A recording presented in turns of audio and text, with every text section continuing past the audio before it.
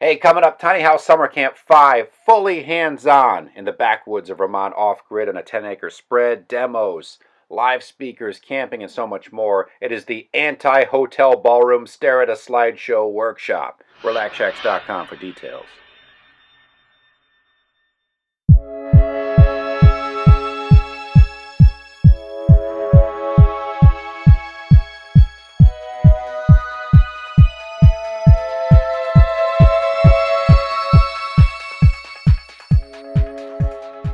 Hey, what's up? It's Deke. We're in Joshua Tree hanging out with our buddy, Cary. He's been nice enough to let us stay at one of two of his Airbnb.com listings, which are amongst the coolest I have ever seen. Beyond that, he's renting a bunch of travel trailers, campers, vintage ones, for future rental stays on his compound. More on that later, or in the lower third perhaps. Right now we're in a 1957 Airfloat. This is a very vintage, very rare, hard to find model.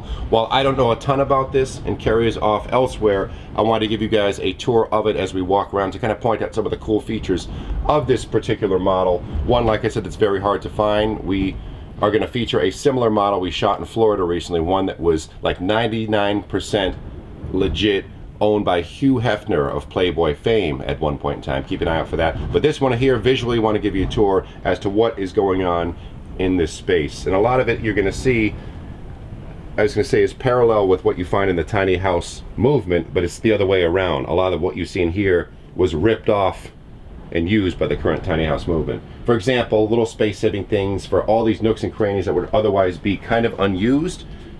Why not put in some shelving right there? I'm actually surprised there's no banding here to keep whatever's on there in place when in transit, but you're going to find that technique employed in a lot of other areas as well. The couch down here, very simple. It's actually a nice long one. I probably could lay down on there and take a nap. This thing was recently purchased, so I don't know if I lay down here if like mice are going to scurry out or I'm going to contract something. But no, I can't actually fit, but pretty close. Which is not the case in most other campers or RVs. I've been in built-in shelving over here as well. Nice array of windows across the back, bringing in a lot of natural light. Some other models I see, if they don't have enough natural light, they feel like these crypts of doom. Beyond that, one thing that's really telltale or signature for these models are these cool, not only the shape of the whole thing, but these cool porthole style windows. A nautical nod left and right in this particular unit. Same with these shelves right here. I'm not going to get ahead of myself in this tour, but this is something you see on boats often. Everything has to be latched and secured down. This one might be stuck. This one will open here, I think. So that when you're rolling down the road, you're not losing all your Campbell's soup and your rice-a-roni San Francisco treat to the floor.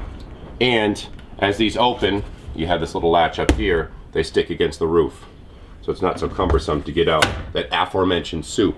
But back over here, Dustin, my brother behind the camera, by the way, we have the fold-up table you see all the time in builds in campers, and a lot of 1957-ish touches. The little almost hutch right here with the scroll cut wood behind it. You're actually seeing a lot of real deal wood in this space, in this model, as opposed to now where everything seems to be made of thin metal, fiberglass. There's a little for the leaves of the table, because this actually elongates. Not only does it fold up, but the leaves can be stored back behind here. You could also store some little TV tray kind of tables, so that's very clever. The old two-prong outlets there, a jealousy window, you don't see those too frequently. And moving towards the bathroom, we actually have a real deal small size porcelain toilet. Well, what more do you need?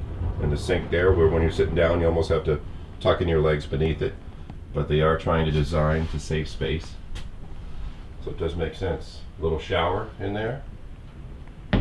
Floors are kind of neat. I love this stove right here as well, an old Dixie. Just the look of it screams 1950s. I mean, look at this right here. It's almost a partial like Art Deco touch. The metal right here, some of the banding, even everything, the fans, just the way things were built back then is so beautiful. Overbuilt in some cases.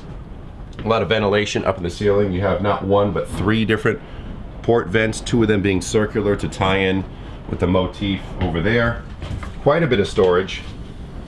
I mean, this is something, if you had this, it's very, I don't know the insulative values of it depending on the climate you live in, but right now at Joshua Tree, it's pretty darn cold and windy outside, as you probably could hear.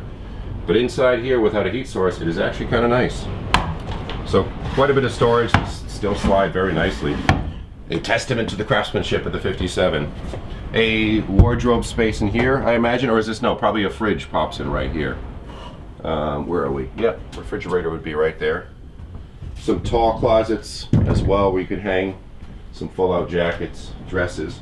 And back here, normally there'd be space for 2 beds. One isn't in here. You can see there's been some retro repair work at one point in time, just with the chipboard, particle board rehashing of the bed there, and a little water damage left and right, but Cary is working in this. We want to show you before video because at some point in time this thing will be made beautiful again. Cary has a great attention to detail, and this will be down the road rentable at his compound, the Atomic Ranch. More storage up above here, because why do you really need all that headroom above your bed?